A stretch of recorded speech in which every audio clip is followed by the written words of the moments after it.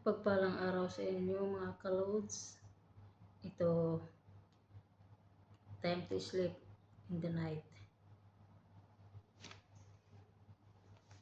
Ito, mga 12 na dito mga kalods. 12:05 na. Ito pa lang, kapapahinga ko pa lang mga kalods. Ito, hapunan natin. Ito yung hapunan. Patata.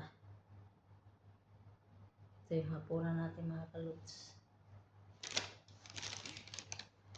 Soft drinks.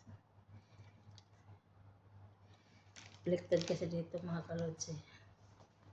So, matutulog tayo ng alas 2. Magising tayo ng mga alas 7. Kaya nasa bakasyon kami nga mga kalods. Nasa bakasyon kami ulit.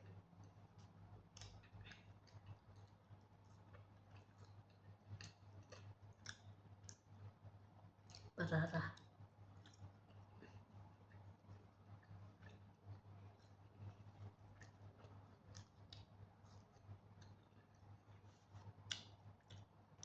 Sa isang araw, kaisa lang tayo kumakain ng kanin mga kalods. Ang halik.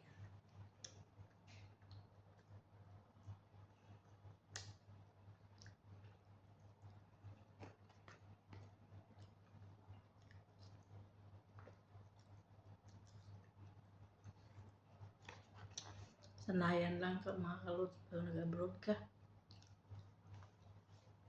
Sanayan lang. Sanayan lang yung wala sa oras yung kain. Oras matulog. Yung mga oras lang. Pahinga.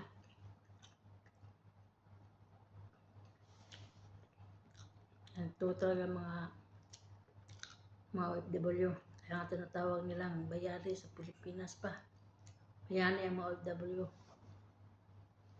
Kasi lahat ng hirap pinagdadaanan na.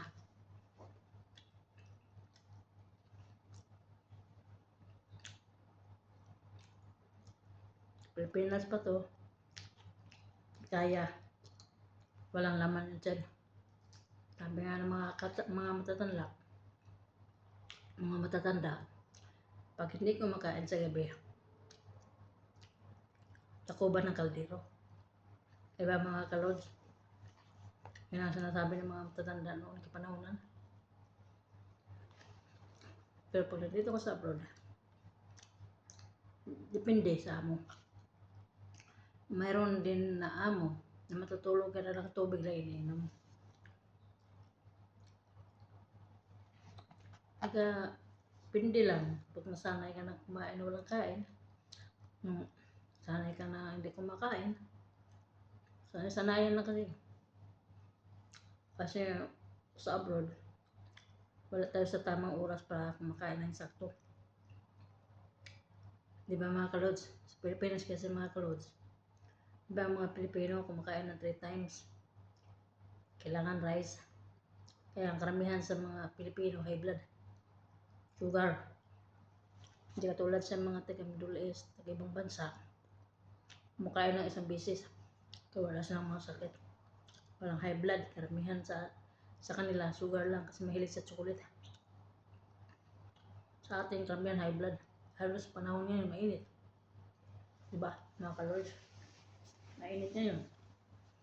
High blood na yun. Kaya, control din tayo sa mga rice kasi ang rice nagpapataas ng sugar yan. Kapag high blood din yan, kumakain ng mga matataba.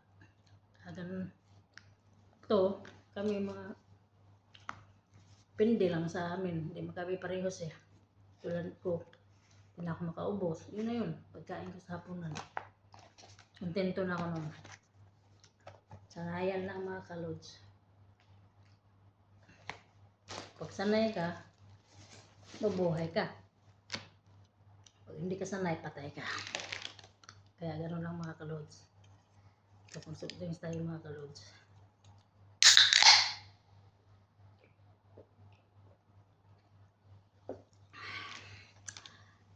Hanggang dito na lang mga kalods. Mag-good morning na ako.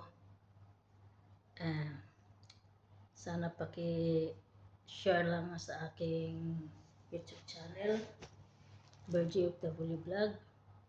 Paki-like, paki-follow lang mga kalods. Huwag lang skip ang aking YouTube channel. And pasensya na mga kalods kasi hindi kasi kami makakalabas eh. Kaya yung mga content namin wala, hindi maganda. Baga saan lang kami, sa bahay, doon lang kami mag-content. Katulad ng talagang mga vlogger na sa labas sa Pilipinas, nasa labas, kahit saan, kahit ano i-content. Kami, katulad ng mga OFW na tulad ko, hindi kami nakalabas. Pindi lang, pero wala kasing mahano kasi mga kalods eh. Malayo yung sa amin eh. Isang oras ang biyahe. 10 KD, magkano yung 10 KD, mahapot man 2,000 na. Masahe, sayang din yung mga kalods. Kaya ito, yung content ko, kung ano lang, yun lang content ko.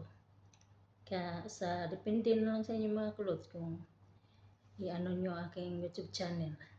Huwag nyo lang i-skip kung nagugustuhan nyo, kung nasa inyo na yung mga kalods. Salamat pa rin ako and God bless you and good morning mga kalods. Bye-bye.